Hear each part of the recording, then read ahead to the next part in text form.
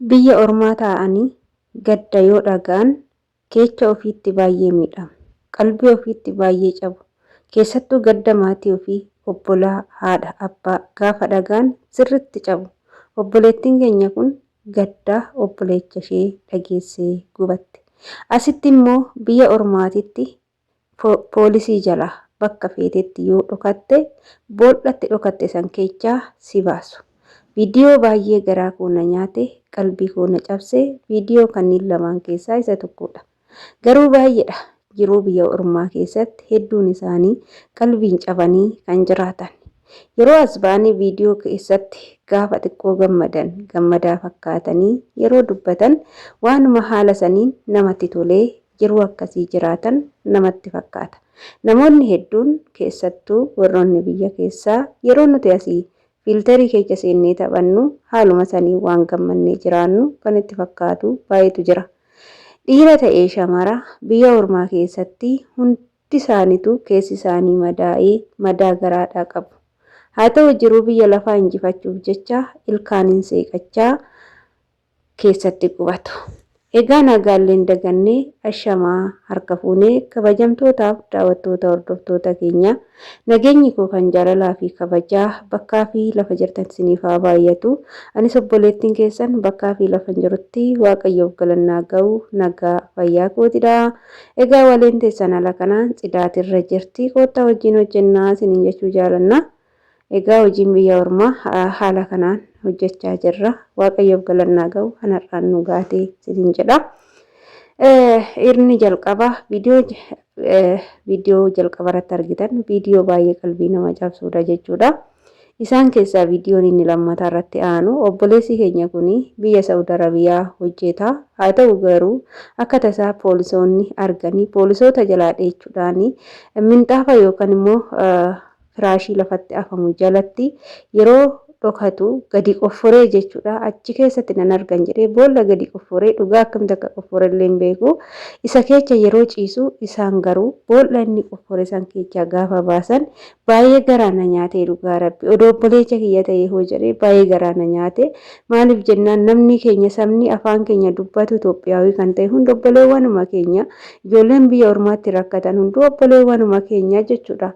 Inna rakkinni biyya ormaa keessaa baay'ee ulfaati. Keessattuu kan biyya Saawud Arabiyaa baay'ee ulfaata jechuudha.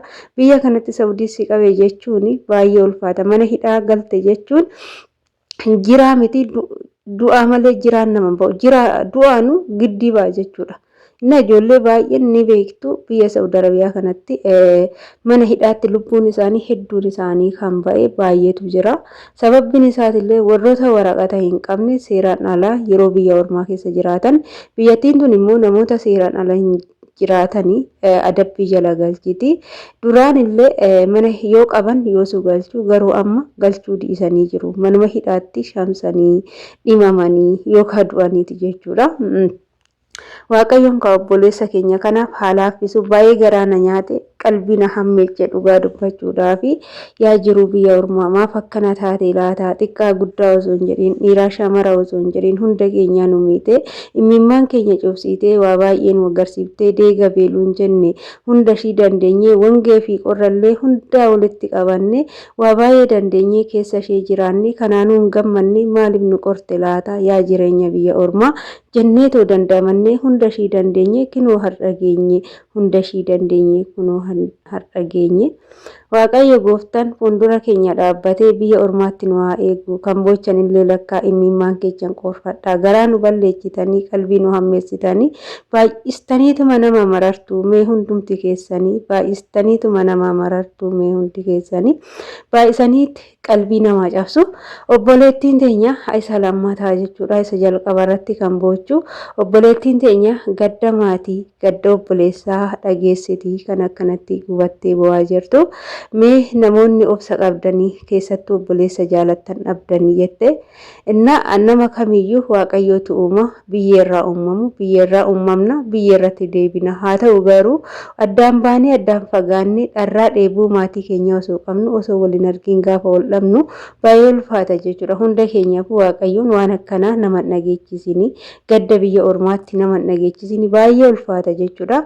Ani waggaa lamaan baranaa jechuudha adaadaa xiyyaa kan obboleetti obboleettii haadha kootii boqotanii dhagaye maal akkan ta'e natu beeka jechuudha. Obboleessa wajjin dhalatanii miti adaadaatiyaaf maaltu akkanarra gahe natu beeka. Gadda biyya ormaatti dhagahuun baay'ee ulfaata.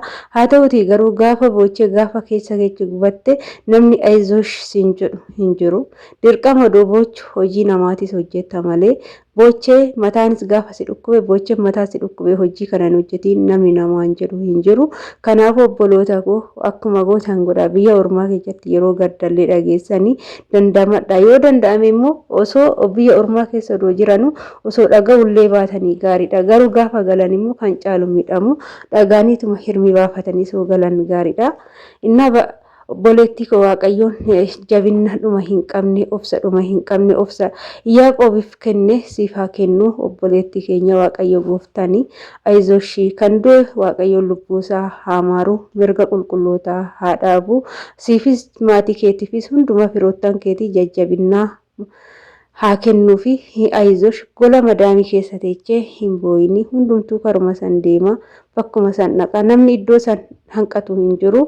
Hundumtuu guyyaa keenya eegganna malee bakka san namni tokkichi namni hanqatu hin jiru siniin jechuu jaaladha. Obboleettii koo dhugaa baay'ee garmana nyaatte jechuudha. Qalbuma nama cabsa. Ijoollee baay'een dhugaa rabbi ani samuuna kana immoo maaltu galee hin beeku. Kan boo'u malee kan kolfoomaa argaan jiru keessattuu bakka maaltu akka ijoolletti gales hin beeku. Bakka baay'een isaanii madaamin ajjeesuuf taati mana akkas ta'e bakka maaliif madaamin bara kanaa qo ijoolletti maaf kaate maaf ajjeesuuf yaaddi maaliif miti maaliif rukutti takkafaa obboleettiin teenya madaamin nadhaanti na rukutti maal naaf uyyatti si jammar jechuudha. Madaamun harka nu rukutuu miti afaan nutti baduu mirga nurraan qabanii jechuudha. Mirga nurraan qabanii yoo ta'e